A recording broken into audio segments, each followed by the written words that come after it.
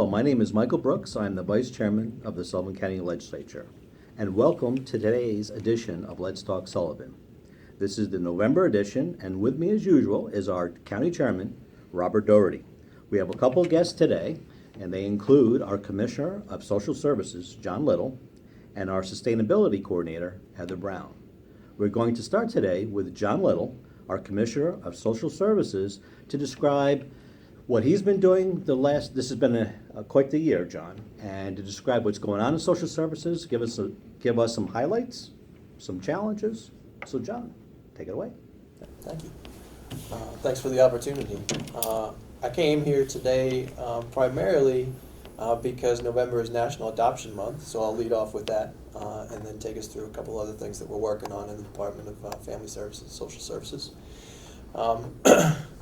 So with regard to Adoption Month, it's an important issue. It doesn't probably get the attention it deserves, but I'll tell you there is nothing more impactful somebody can do on this earth than raise a child and give them an opportunity to succeed. And so that's something that's really important to us in family services. Our foster care team works very hard to get kids into the right level of care that they need to be able to succeed. As you can imagine, kids in the foster care system have to do or are facing a lot of problems, a lot of challenges, whether it's issues with their parents, their own physical, mental health issues.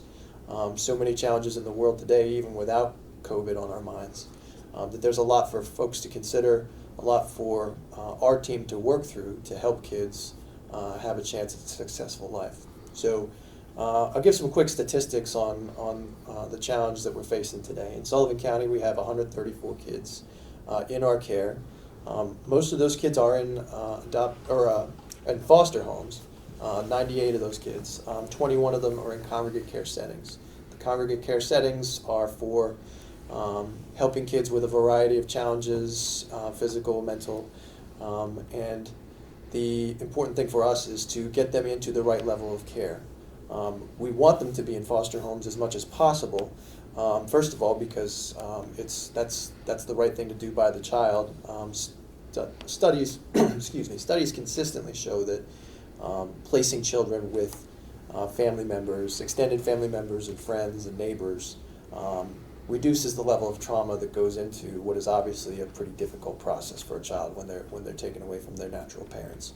So we try to do that whenever possible. We use congregate care settings when necessary to get kids focused in supportive care from professionals. But obviously that comes at pretty significant expense. We actually, it's about every 37 kids we have in a foster home, that's about the cost of one congregate care placement. So we look very closely at those congregate care placements.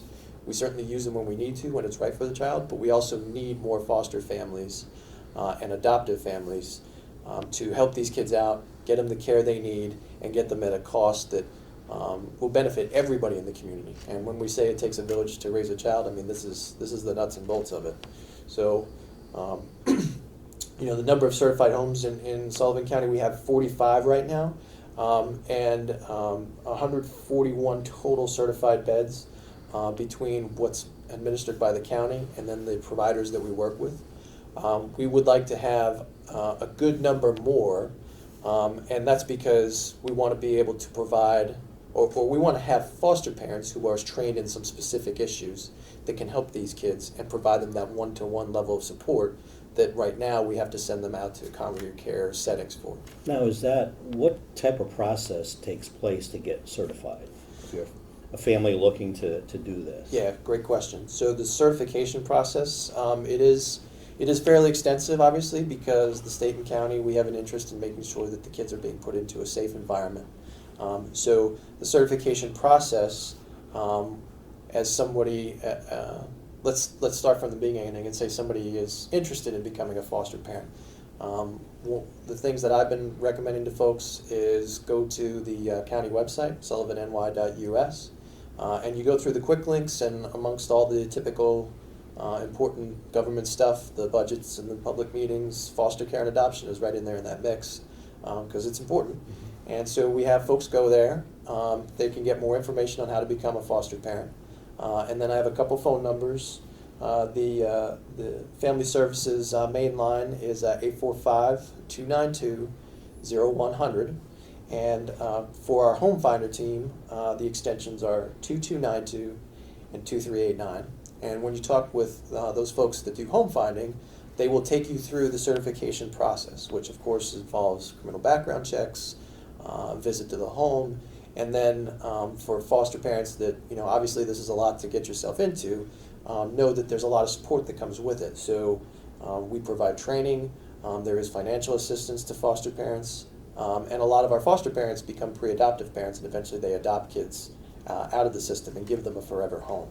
So it is a very thorough process. It can be daunting at times for folks, but we've been working very hard, our team, in the last several months to help families get through that process as quickly and painlessly as possible. And we're seeing that reflect in our numbers. We had 35 certified homes at the start of the summer. We've added 10 over the course of the summer. Wow. So for a 3, 4, 5 month process, we're getting through a lot of homes pretty quick. Mm-hmm. And I'm very proud of what the team is doing on that. And John, I have a question. What are some of the hurdles people have in qualifying to become a foster home? So there's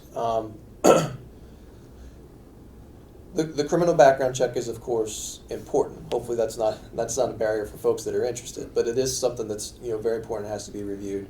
We want to make sure that folks can provide for their kids. So there's a lot of details that go into that in the OCFS process, but just very basically, we want to make sure that that each kid has a room available to themselves, or at least if there's going to be more than one child in a room, that it's an age appropriate mix and a gender appropriate mix. That the family has enough means to provide. The county will provide support, like I said, but the family needs to be able to sustain itself as it is. So that's also very important.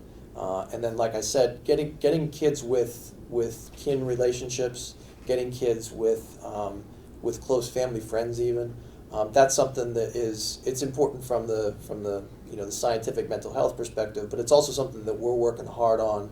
We want to know who those families are. So if you have somebody in your family that's in crisis, we certainly, if you have an inkling to help out, we can help you help your family. And we definitely want to make sure that folks know that and get engaged in that process. Does the age of children, is there a certain age group that you have more kids typically that are looking for foster care? So the kids in care for us, it's another great question. It runs from all ages. What we do find is that I think the traditional adoptive parent tends to look for a baby, and there are families that they can't care for a baby and they give up the baby for adoption, which is a wonderful thing when that can happen. But then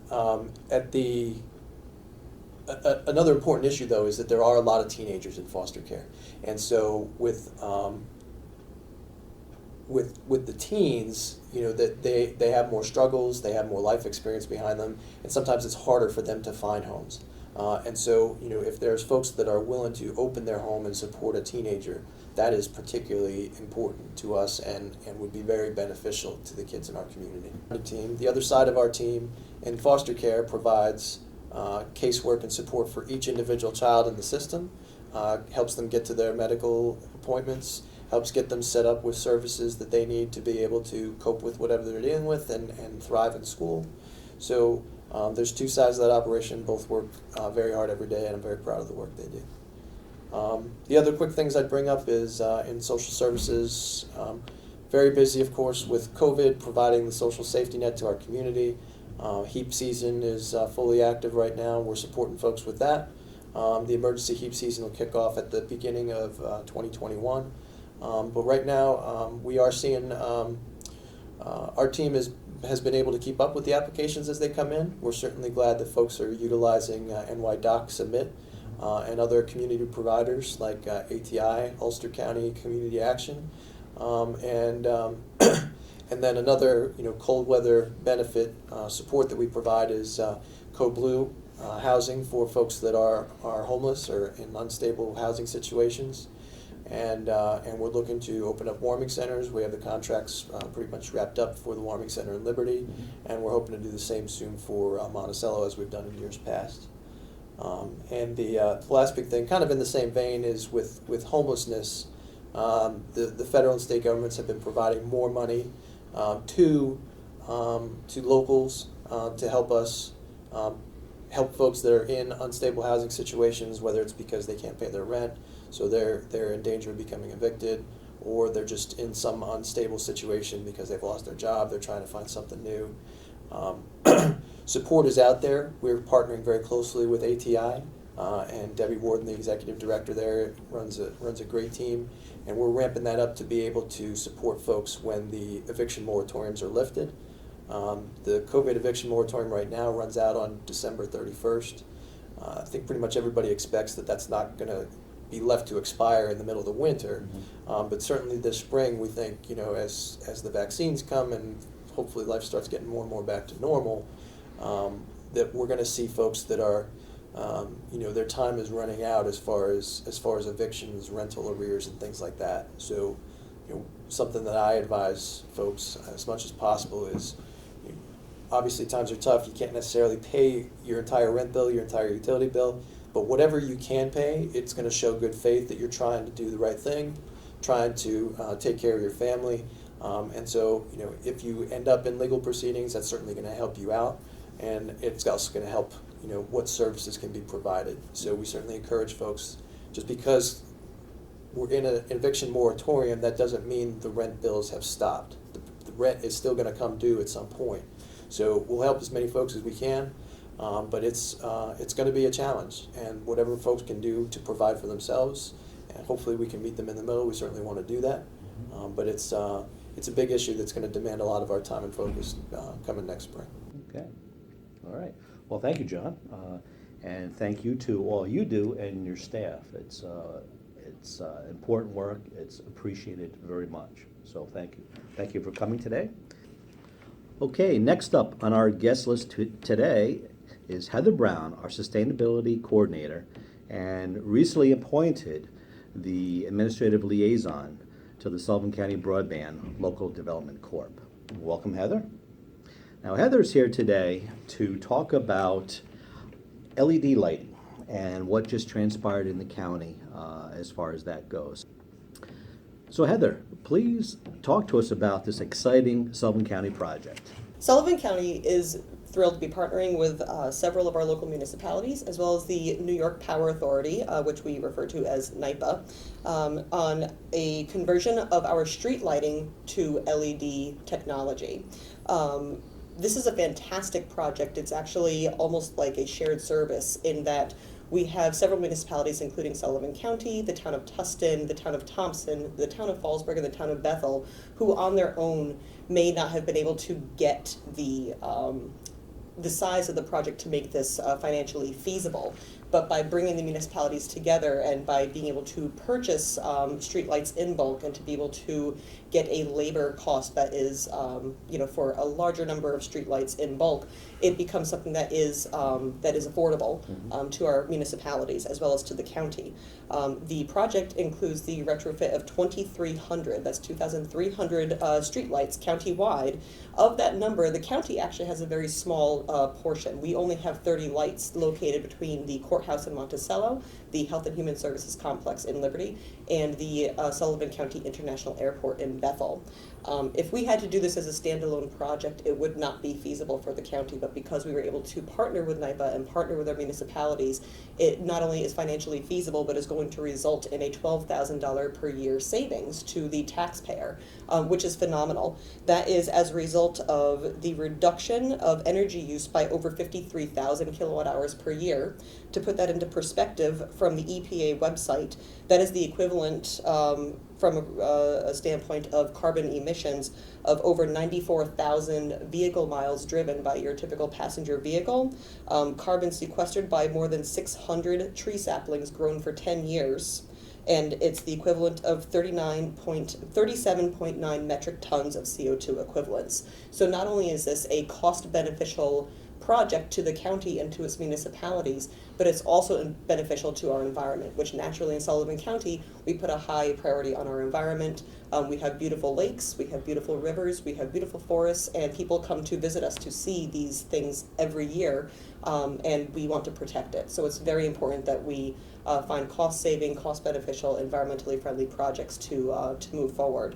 The retrofit of the streetlights will also include the incorporation of smart cities capabilities. What smart cities gives us the opportunity to do is to bring some technology into our infrastructure and really bring it into the 21st century. And that's important because there's efficiencies to be had just through the reduced maintenance costs of fixing streetlights and replacing streetlights, as well as the cost of waiting on things. So, for instance, Smart Cities is going to give us the opportunity to have an automatic notification when a streetlight goes out. So rather than a resident contacting their local municipality or their local utility and requesting repeatedly that their streetlight gets fixed, we will automatically be notified and will have the ability to have that streetlight repaired within a certain amount of time. It will not be months, it will likely be hours or days, which will be a massive improvement over what people currently experience in some cases, particularly in our rural areas and on the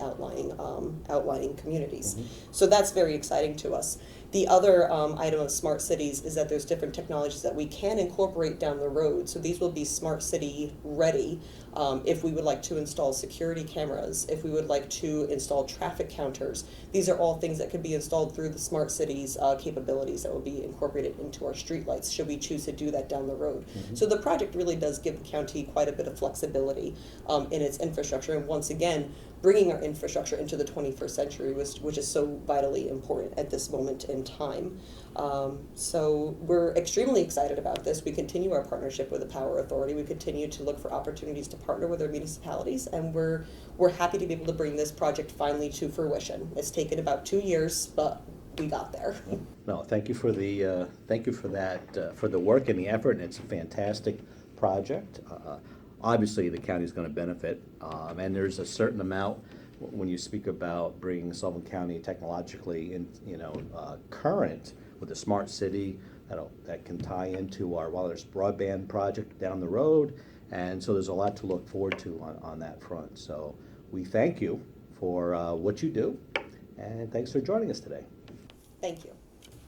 Okay, now we've come to the part of our program today, which we have some topics. We're going to be talking with our county chairman, Robert Doherty.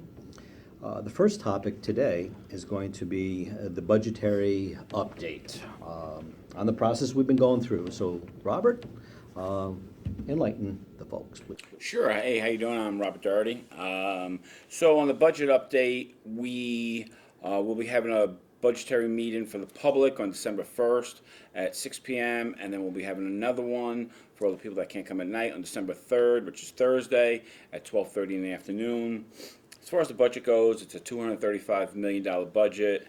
We were able to stay under the cap, which was essentially important to all of us. We held 3 sessions and spoke to close to 15 departments on their individual budgets to try to really nail down exactly how much money we're spending and where is it going, which they haven't done for the last 4 years. And that's all on the website. You can go back and go to the archive section and look them up. And then you can see where in each department where the money is being spent. I just want to thank Josh Potosik, the county manager, for his excellent work once again. Josh has been recognized 5 times nationally, and he's gotten awards for his budgetary process. Josh is a real gem for the county, and I would assume he would be getting another award because, once again, he has produced a stellar budget. Okay, Rob, thank you. All right, next up is Rob, and Rob's going to speak to the election that just happened.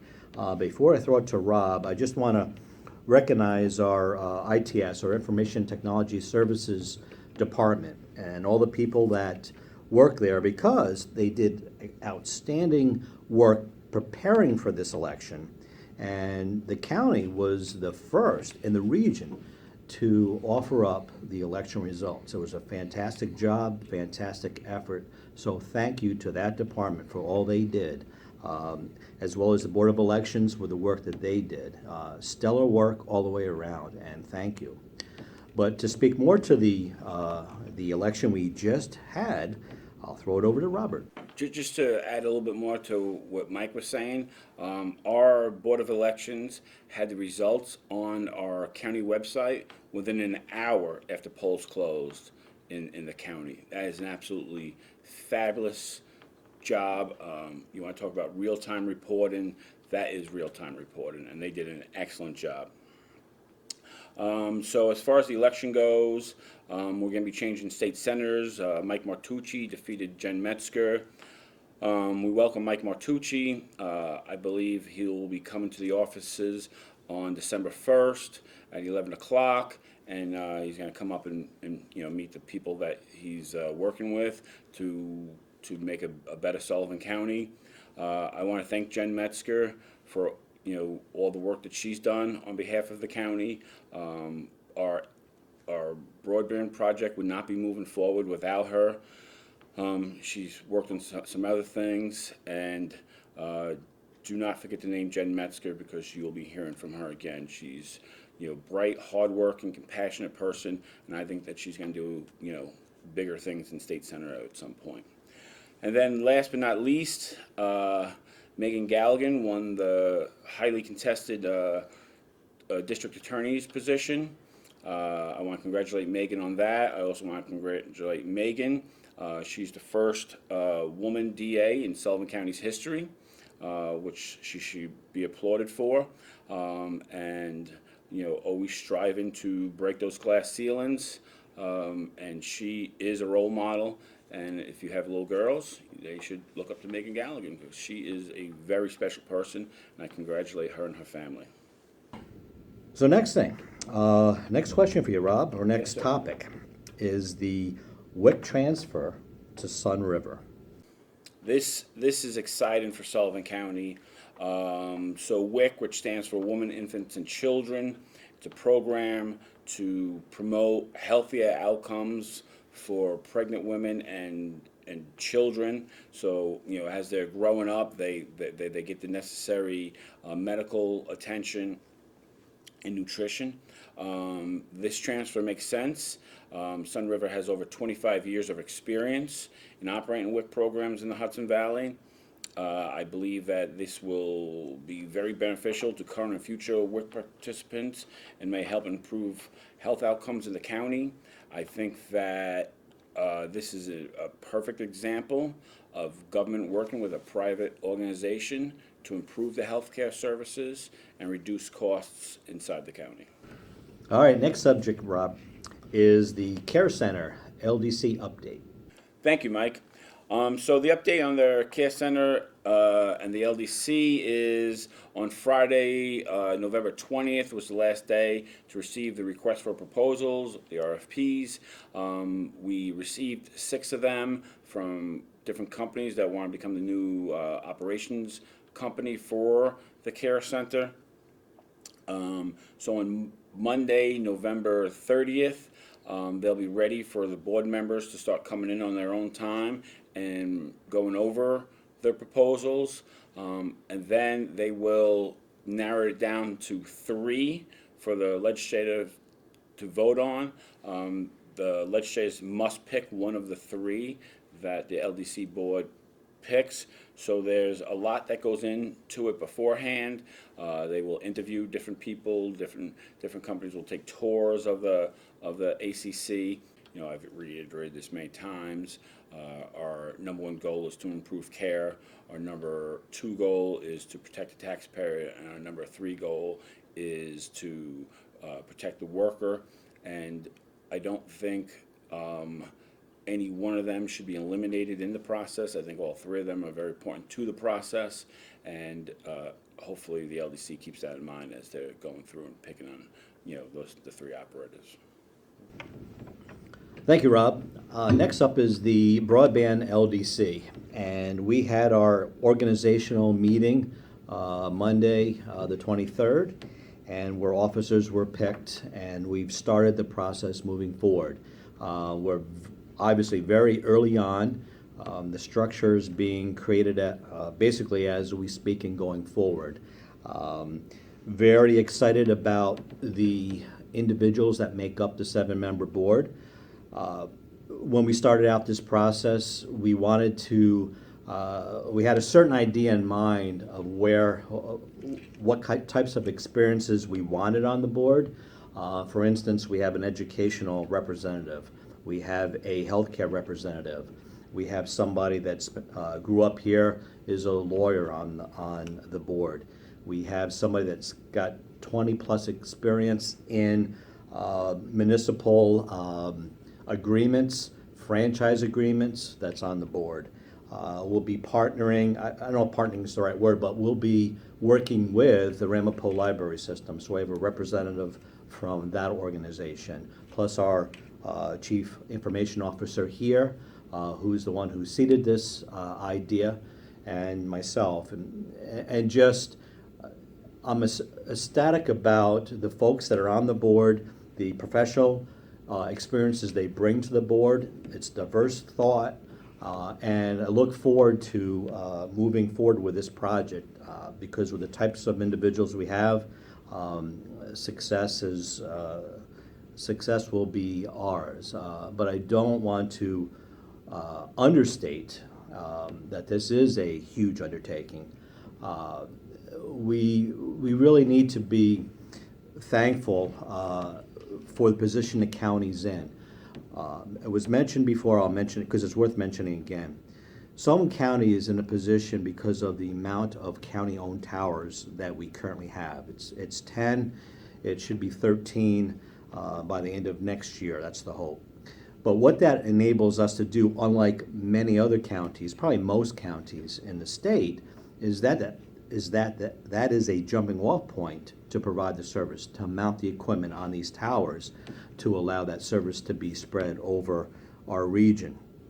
So after that phase one, if you will, mounting of the equipment on the towers, we're going to be going deeper into the valleys, so to speak, and into the mountains. And the phase two will be going into those tougher areas for us to provide the service. So it's very exciting. I believe a lot of people are looking at this. And when I say that, people outside the county, it's really piqued the interest statewide and beyond. So very proud that we're able to do this in Sullivan County. It's a priority, and we're in the early stages of moving forward. And another item as far as the LDC for our broadband project goes, there will be a website that by the time you view this broadcast will be up and running, and you'll see the members of the LDC board and our mission statement and other pertinent items as we proceed forward that will be put on that website. So I look forward to getting that website up, and it's for the public to view, and you can see the progress as we move forward. And then, on to the next subject. Rob, would you like to talk about the investment in Calum? Hey, thank you very much, Mike. I appreciate it. I'm very excited about this property that we bought. It used to be a campground in Calum, New York. It's very exciting. The DC is contracted with the county, and they're going to put a boat launch there, which will really make that property exciting. It used to be a campground. It'll no longer be a campground. It'll have trails, and it'll be a park, one of the county's parks. We were able to purchase that property for $50,000, coupled with a grant that Senator Metzger was able to get us for $100,000. So we basically bought a $400,000 piece of property for $50,000, which is ideal for the county. And the other exciting news about our investment in Calum, New York, which is a river town.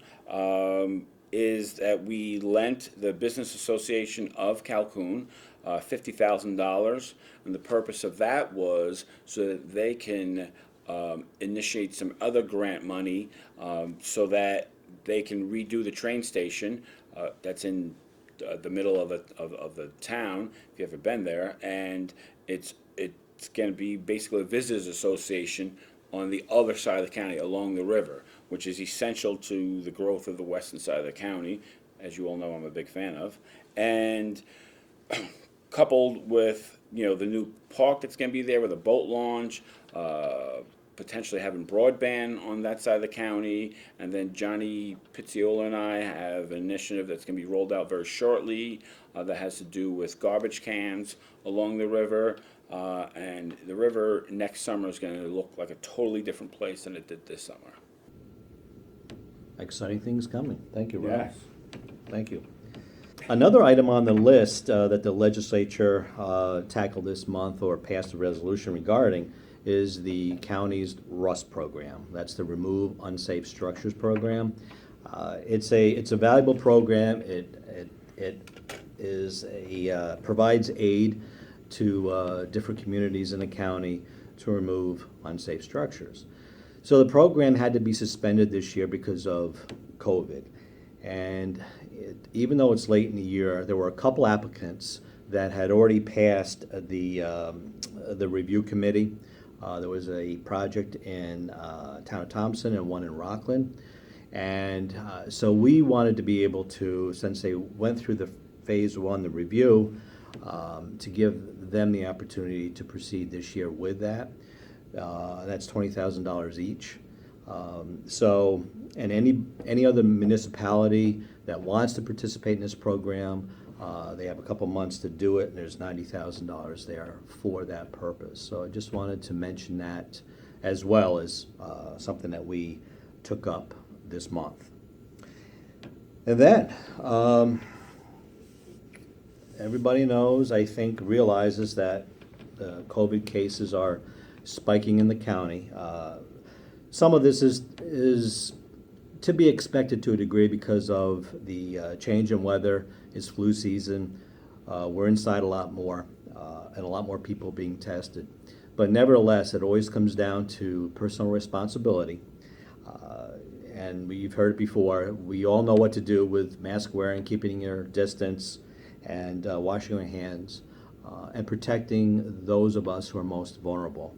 The message has been with us throughout this year, hasn't changed, and there's exciting news on the horizon with vaccines, and we all hope that as we proceed through next year, that we can indeed get back to a more normal pace, a more normal life as next year proceeds.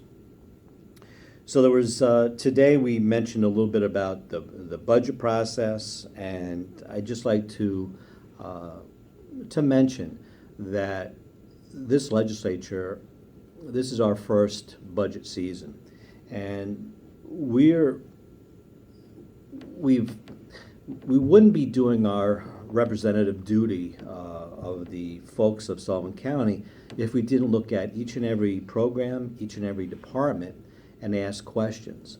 And with the mindset in that just because it was doesn't mean it necessarily needs to continue.